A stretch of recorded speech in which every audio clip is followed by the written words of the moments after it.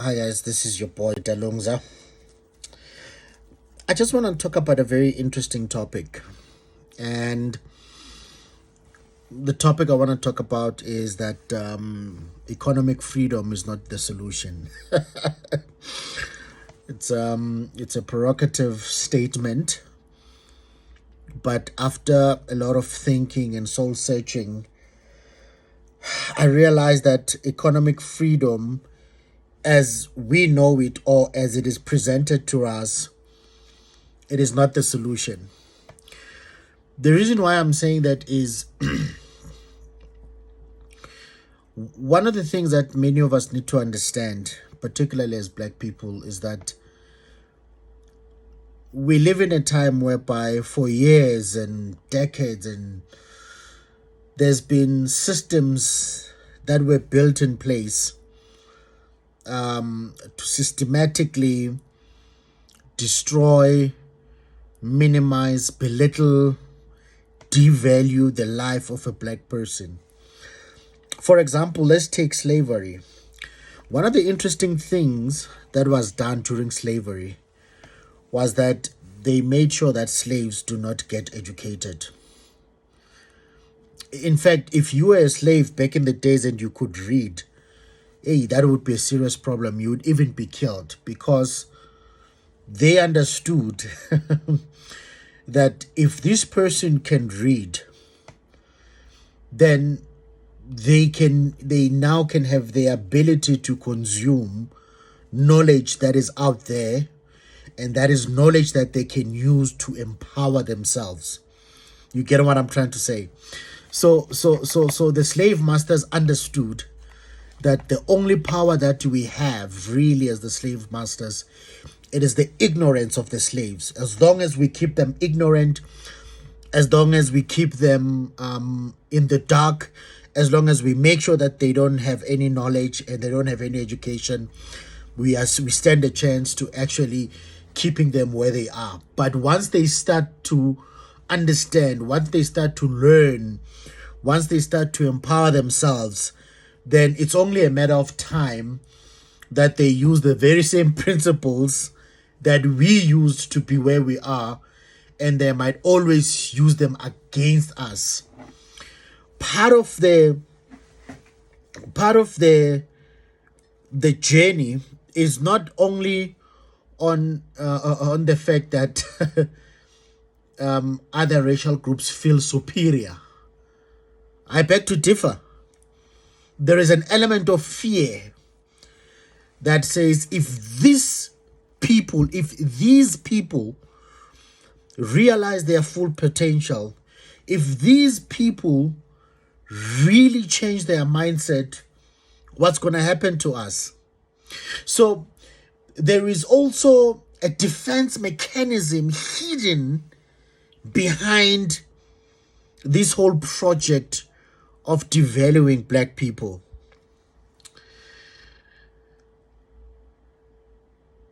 We assume that it has to do with superiority and white supremacy. There's no supremacy. I doubt that. A part of it, there's fear that if this group of people decide to change their minds, what will happen? I don't want to talk about other physical stuff. That if you look at the average black person, their physique, their what, yeah, it becomes a different story. But what I'm trying to point out is that many of us need to understand that the journey to recover from all of that is not something that we're going to do in just 2 weeks.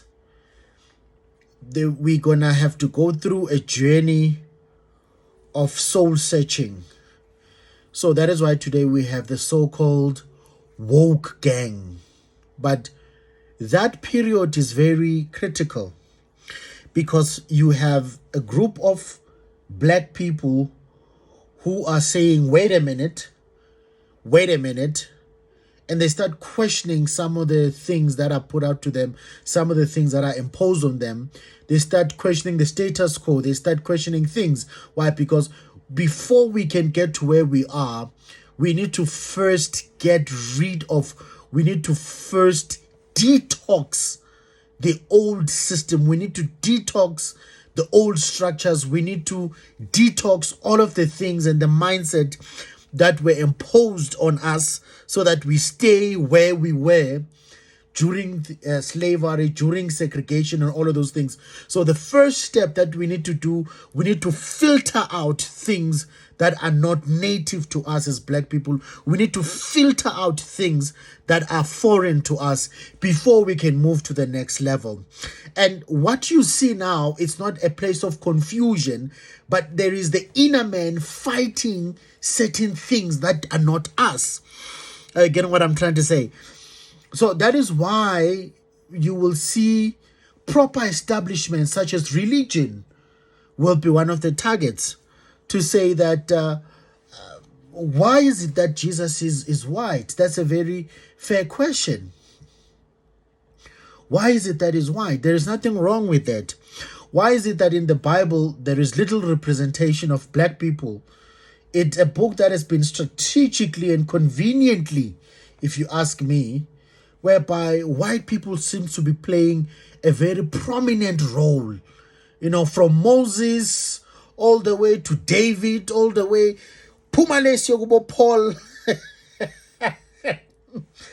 Paul, some of the people that have done fantastic stuff in the Bible are white.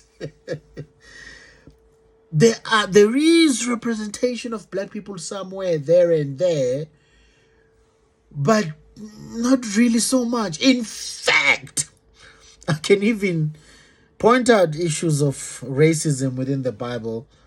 And one of the famous scriptures, when Jesus talks to the Samaritan woman, where the woman says, Jesus, please come and help me. My daughter is grievously vexed with the devil. And the Bible says, Jesus says to this woman, I cannot take the children's bread and cast it to the dogs. And then the Bible says, the woman says, yes, master, yet the dogs eat of the crumbs which falls from their master's table. It was rubbish, basically. Because here you have a situation where you have Jesus, who is presumably white, calling this Samaritan Black woman and referencing her to a dog. If it was 2022, Jesus would have been taken in South Africa to the Human Rights Commission, because you cannot reference people to a dog. You get what I'm trying to say? In fact, earlier in that book, the Bible is quoted, Jesus is quoted saying to his disciples, go ye not into the house of the Gentiles, and do not go to their houses and all of those things. He even repeats it when he has to engage that woman. He says, I am not sent but unto the lost sheep of the house of Israel, which is a very interesting statement. What are you saying, Jesus? That's not the point. But we have to go through this process of detoxing the old, and we're going to have to go through a phase of trying to find out who we are and how can we create a world and how can we create an environment that will ensure that we preserve our culture and that will ensure that we move to the next level. We already have a significant portion in the world of Black people who are successful, and the vast majority of those that have money, they are still struggling to understand how can they use what they have to better the lives of other people. Many of them, they still new to the resources that they have, so it's still gonna take time for them to establish systems, to establish principles, to establish controls. Because what you have to understand about old money, generational wealth, is more about it's more about principles, systems, controls, and procedures and culture. I get what I'm trying to say. It's more about that than the physical thing, whereby when one generation hands over to the next generation, it's not that I am handing over you this asset, but it also comes with a manual that these are the principles that you need to follow. These are the principles that you need to avoid. These are the things that you need to do. And that is where the IP, the intellectual property, becomes one of the most important things that comes with generational wealth. So we have the physical aspect of it, but we haven't really created some intellectual property around how we get to the next level. So we're still on a journey, and we still have to do a lot of work to actually try and change this world.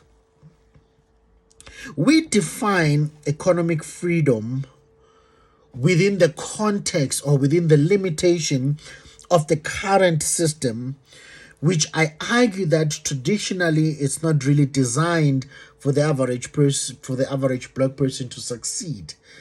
But many of us seem to want to succeed in that, of which it's impossible. Therefore, it means that there's a certain level where we need to create our own systems, our own markets, our own economy, where we can be able to move to the next level.